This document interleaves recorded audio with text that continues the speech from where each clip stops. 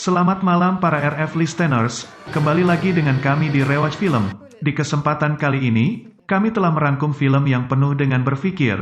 Nah, sebelum memulai jangan lupa klik subscribe untuk mendapatkan alur film lainnya. Berikut alur film Tenet. Film berawal dengan penampilan orkestra. Terlihat John sedang ditugaskan untuk menyelamatkan petinggi Amerika yang hendak diculik oleh teroris Ukraina. John bersama rekannya menyamar menjadi pasukan Rusia, yang juga mempunyai niat untuk menculik petinggi Amerika. John pun masuk ke gedung, bersamaan dengan teroris Ukraina, yang melakukan penyerangan. Di tengah penampilan orkestra, mereka juga sempat membius seluruh penonton opera agar memudahkan proses penculikan.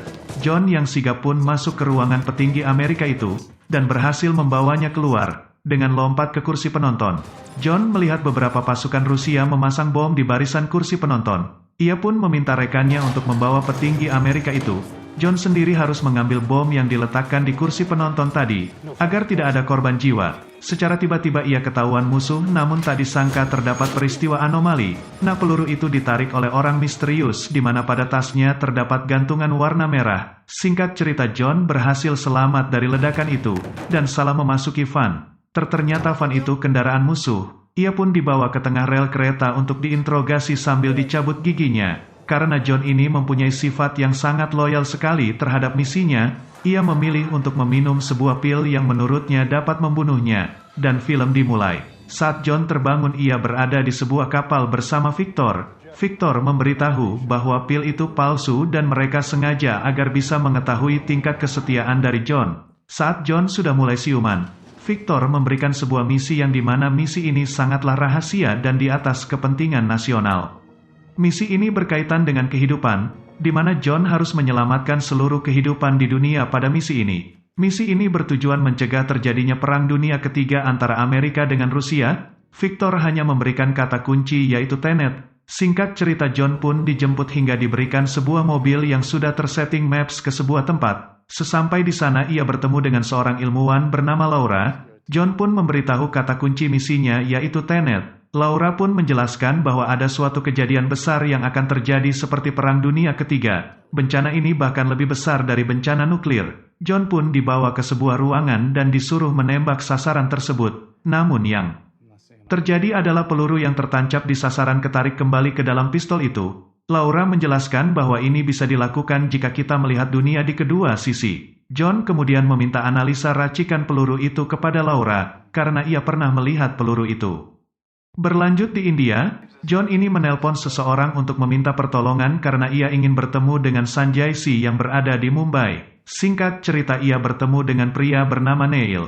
John ingin sekali menyusup ke kediamannya Sanjay C tanpa terjadi sebuah keributan. Malam harinya, John dan Neil bersiap-siap untuk menyusup ke dalam apartemen Sanjay. Mereka menggunakan teknik rappling untuk memanjat gedung dengan keahlian menyelinapnya. Mereka pun berhasil menyusup dan membungkam para penjaga. Singkat cerita, Sanjay disergap oleh John untuk diinterogasi terkait racikan peluru Ukraina itu. Namun Sanjay tidak tahu soal itu dan justru istrinya lah yang bernama Priya yang mengetahui hal tersebut. Di sini Priya memberitahu bahwa perusahaan yang meracik peluru itu dimiliki oleh seorang pria bernama Andrei Satur. Namun Priya tidak tahu kalau Andrei Satur ini juga membuat sebuah teknologi yang dapat memicu time inversion. Priya kemudian memberikan kontak orang yang tahu cara mendekati Satur. John pun langsung pergi ke London untuk menemui orang itu. Dia bernama Michael Crosby. Crosby menceritakan kalau Andrei Satur tumbuh di kota misterius bernama Stolz 12 di Rusia, lebih tepatnya di Siberia Utara. 2 hari yang lalu saat kejadian pembajakan opera Kiev.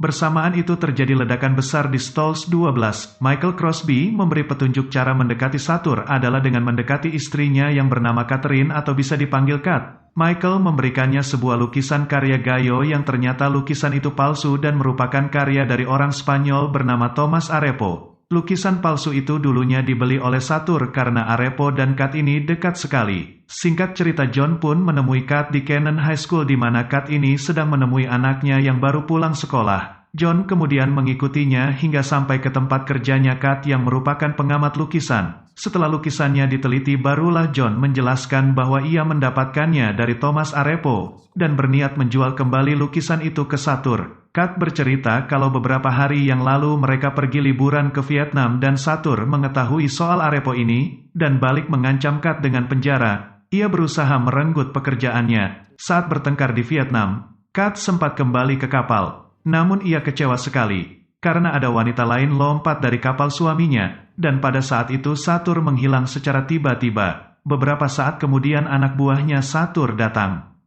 menjemput Kat, dan John memberikan nomor teleponnya. Keesokan paginya di Cannon High School, John menemui Kat. Kat memberitahu penyimpanan lukisan Gayo itu di sebuah gudang di Bandara Freeport. Neil bertugas menyamar sebagai klien yang sedang melihat-lihat beberapa tingkat keamanan gudang itu, di mana Neil menemukan sebuah prosedur penyemprotan gas hai yang dapat meracuni penyusup hanya dalam waktu 10 detik. Setiap berangkas juga dilengkapi dengan kunci digital yang membutuhkan alat khusus untuk menjebol pintu itu. Sekarang tersisa rencana menjebol pemicu api dengan menabrakkan sebuah pesawat kargo. Mereka butuh satu orang lagi yang bernama Mahir. Mahir ini punya ide di mana mereka akan melempar semua awak kabin agar tetap selamat dan ternyata isi dari pesawat kargo itu adalah emas batangan.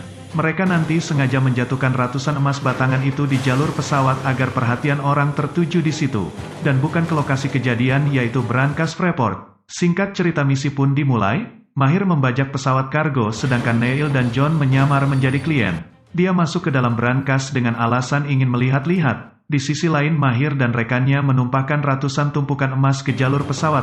Singkat cerita pesawat kargo pun menabrak ke gudang Freeport yang memicu alarm darurat yang membuat pintu tertutup dan mengeluarkan gas hail. Untuk itu John dan Neil berusaha membobol pintu di dalam brankas itu. Saat pintu terbuka ruangan itu terbagi menjadi dua dan dipisahkan dengan kaca di tengahnya. Di depannya terdapat pintu misterius, dan di sekitar ruangan John terdapat beberapa bekas tembakan. Secara tiba-tiba pintu misterius itu berputar dan dua orang prajurit keluar dari pintu misterius tersebut. Seorang prajurit keluar dari ruangan Neil dan yang satunya lagi menyerang John. Perbedaan prajurit yang dihadapi John itu dapat melakukan inversion. Di sisi lain Neil membuka topeng pasukan yang satunya dan membiarkan orang itu pergi sedangkan John masih bertarung. Neil menghentikan John yang ingin membunuh prajurit itu, dan tiba-tiba pasukan itu ketarik keluar. Mereka berdua pun kembali ke tempat awal untuk pura-pura tewas. Usai misi yang gaduh gara-gara prajurit inversion tadi, John berusaha menjelaskan apa yang terjadi tadi. Namun ternyata Neil sudah tahu dan sudah mengerti tentang konsep inversion itu sendiri. John pun kembali ke Mumbai untuk menanyakan hal ini kepada pria. Pria menjelaskan kalau pasukan yang muncul secara bersamaan itu sebenarnya adalah orang yang sama. Hanya saja yang satu tidak mengalami inversion. Pria memberitahu jika John mendekati Satur dengan cara mengincar barang yang sama juga yaitu plutonium 241. Dengan begitu Satur bisa saja menjadi rekannya John. Sementara itu John bisa dengan leluasa menggali informasi. Pria memberitahu kalau plutonium itu dipindahkan ke Tallinn. Ia pergi menemui Kat untuk memberitahu perihal kegaduhan di Freeport. John juga meminta Kat untuk mempertemukannya dengan Satur saat sampai di kapal pesiar. Malam harinya John datang ke makan malam yang diadakan oleh Satur. Di sini Satur sangat cemburu sekali dengan John dan mengancam akan menggorok leher John, namun di sini John langsung mengajak bernegosiasi soal plutonium. Satur pun langsung menyuruhnya datang jam 8 pagi besok. Keesokan harinya Satur sudah menebak kekhawatirannya Kat tentang lukisan yang dibuat oleh Thomas Arepo. Usai perbincangan itu, mereka berlayar bersama sambil membicarakan soal plutonium 241. Namun secara tiba-tiba Kat memutuskan tali pengamannya Satur, membuatnya jatuh dari kapal. John pun langsung loncat ke laut untuk menolongnya agar Satur tetap hidup. Karena informan terpentingnya adalah Satur untuk saat ini, usai kejadian itu Kat sangat marah sekali dengan John. Karena lebih mementingkan misinya ketimbang Kat dan anaknya, dijelaskan bahwa Andre Satur ini bukan orang biasa, melainkan orang yang memegang senjata yang jauh lebih berbahaya dari nuklir. John menemui Satur dan dia bercerita tentang awal ia menemukan plutonium 241. Ia menemukannya di Stolz 12. Beberapa saat kemudian helikopter Satur datang dengan mengantar ratusan emas batangan. John yang curiga pun langsung memata-matainya. Tak disangka John melihat bahwa Satur bisa melakukan inversion. Satur juga tak segan membunuh orang yang mencuri satu emasnya. Tanpa disangka John ketahuan oleh anak buah Satur dan dibawa ke hadapan Satur. John kemudian menjelaskan bahwa ia hanya penasaran seberapa besar bayaran untuknya dalam misi pencurian plutonium itu. Satur pun memberikannya satu emas batangan sebagai awalan. Kemudian John merekrut Neil kembali dalam misi ini. Mereka berusaha untuk merampok saat konvoi itu berjalan. Yang dipermasalahkan adalah konvoi itu dilacak lewat GPS. Satur membawa Kat ke Freeport yang ia pindahkan ke Tallinn. Satur memperlihatkan beberapa barang jualannya itu ke Kat. Namun di sini Kat menodongnya dengan pistol. Di sisi lain John dan Neil sedang menunggu beberapa mobil rekannya yang ditugaskan untuk mengunci konvoi. Tugas John di sini untuk menyeberang ke mobil konvoi lewat tangga yang ada di mobil damkar. Rekan yang lainnya menghampiri konvoi sambil mendorongnya agar GPS-nya itu terlihat baik-baik saja karena masih berjalan. Singkat cerita John berhasil masuk dan membuka brankas tersebut di dalamnya. Terdapat koper berwarna orange dan John kembali bersama Neil ke mobil BMW agar membuat para penjaga ini kebingungan di tengah perjalanan. John dan Neil kebingungan, radionya berbicara berlawanan arah. Ternyata plutonium-241 adalah benda yang sama pada Operkiv lalu, yang ditemukan oleh John. Tiba-tiba muncul mobil yang melakukan inversion ke arah mereka. Ternyata di dalam mobil itu ada Satur dan Kat. Bedanya Satur menggunakan alat bantu bernapas. Satur mengancam akan membunuh Kat jika John tidak menyerahkan plutonium itu. Namun secara tiba-tiba ada satu mobil misterius lagi yang mengalami inversion juga. John pun terpaksa melemparkan koper itu ke Satur dan langsung menyelamatkan Kat. Satur berhasil melarikan diri. Mereka pun ditangkap oleh anak buah Satur dan dibawa ke gudang Freeport tadi. Mereka dipisahkan dengan kaca yang satu bergerak normal, yang satu lagi bergerak terbalik. Satur mengancam John akan membunuh Kat jika John tidak mau buka mulut soal letak plutonium tadi. Karena koper orange tadi ternyata kosong, John pun akhirnya buka mulut karena perut Kat sudah ditembak. Tiba-tiba Satur datang dari belakang.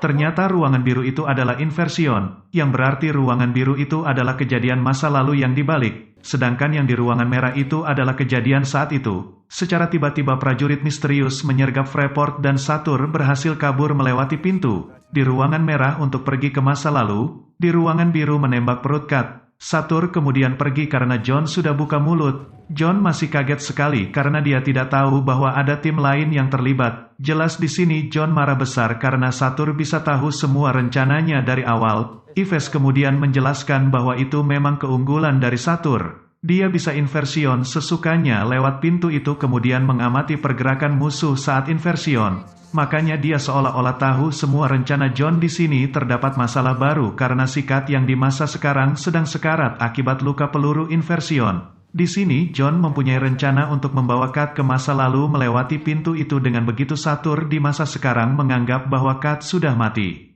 Saat mereka sampai di waktu sebelumnya, John berubah pikiran untuk mencegah Satur mendapatkan plutonium yang sudah ia ketahui lokasinya. Walaupun si John tadi berbohong, Neil kemudian memberitahu bahwa itu bisa saja Grandfather Paradox.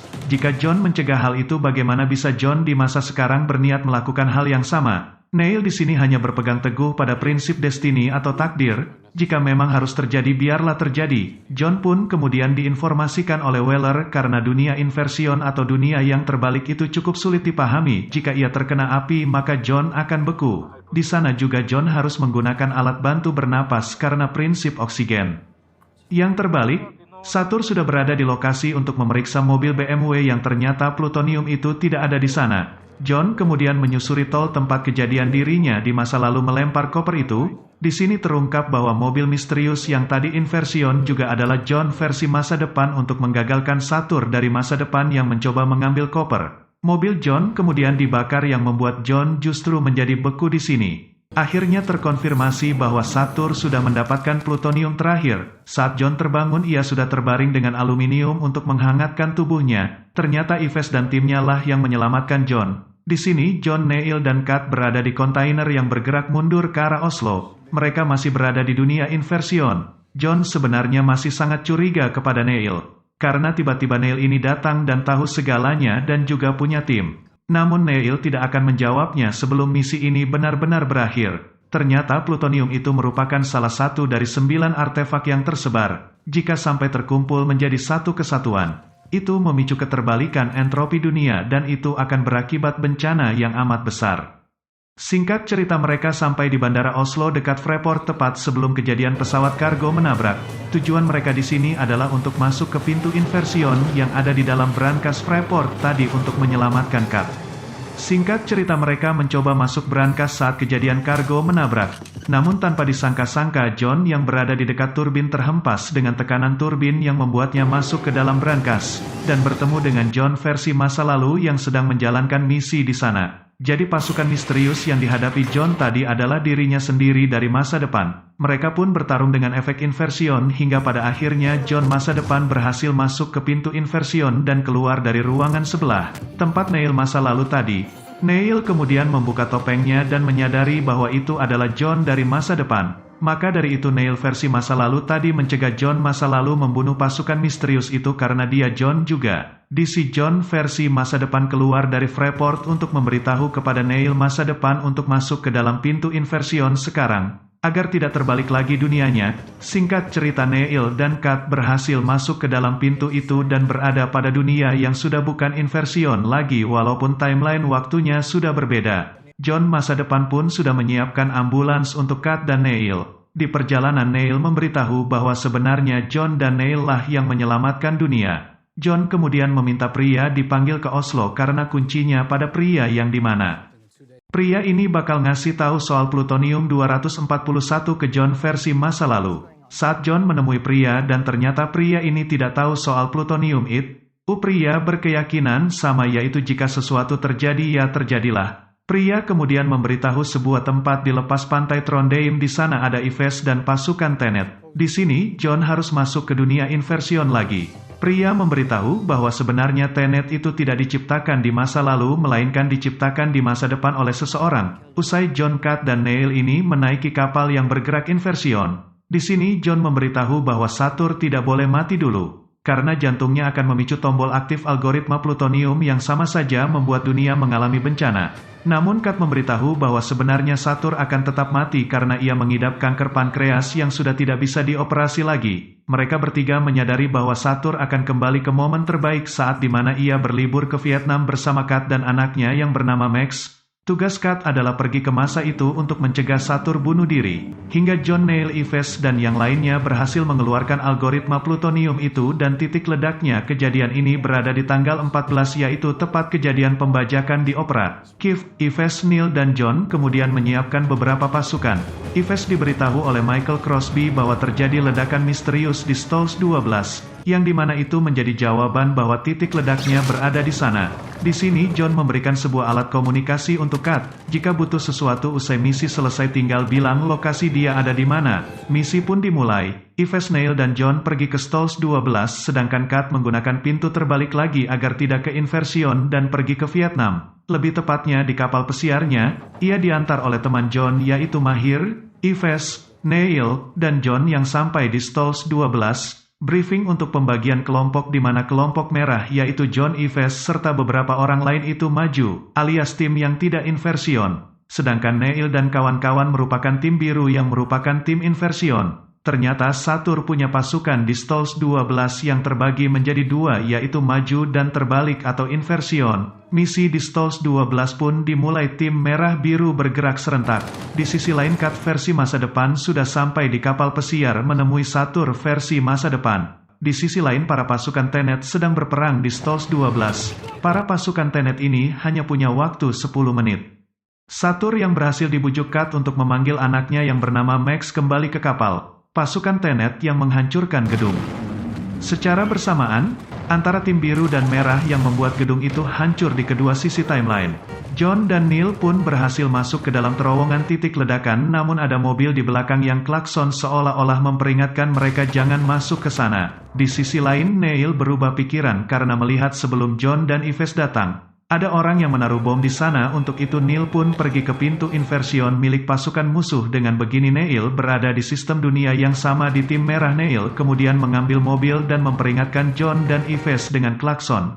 Kemudian anak buah Saturn memberikan telepon yang terhubung langsung dengan sektor yang berada di Vietnam. Anak buah Saturn pun berusaha menembak John. Namun karena pasukan biru itu inversion, ternyata pasukan biru itu tewas karena berkorban demi John dan membukakan pintu. Di sisi lain Saturn skakmat, karena Kat menodongkan pistol ke arahnya. Neil yang mencoba ke lubang titik ledak itu, untuk membantu John dan Yves. Di sisi lain Kat memberitahu bahwa ia dari timeline yang sama. Kemudian menembak Saturn. Saturn pun dinyatakan tewas. Mahir kemudian memberitahu keadaan darurat, di mana Saturn telah tewas yang berarti dunia akan berakhir. Untungnya Neil memberikan tali dari atas dan menarik mereka berdua keluar titik ledak. Bersamaan dengan ledakan itu, di sisi lain Kat melompat kabur dari kapal pesiar, dan dilihat oleh Kat versi masa lalu. Itulah mengapa Kat melihat perempuan lain tiba-tiba si Satur itu menghilang, karena dia bukan Satur yang berasal dari timeline itu, melainkan Satur dari timeline masa depan yang tewas. Misi pun berhasil dan 9 artefak berhasil diamankan. Di sini Neil menolak mengambil salah satu artefak dan berniat kembali ke masa lalu menggunakan pintu inversion.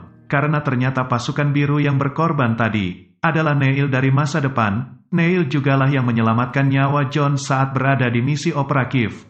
John juga akhirnya diberitahu bahwa yang membuat semua organisasi ini di masa depan adalah John itu sendiri. Jadi bisa dibilang orang di balik organisasi Tenet ini adalah John. Film diakhiri dengan Kat yang menghubungi John karena merasa terancam. Di sini kita baru tahu bahwa si pria berniat membunuh Kat, namun untungnya digagalkan oleh John. Pria pun dibunuh oleh John.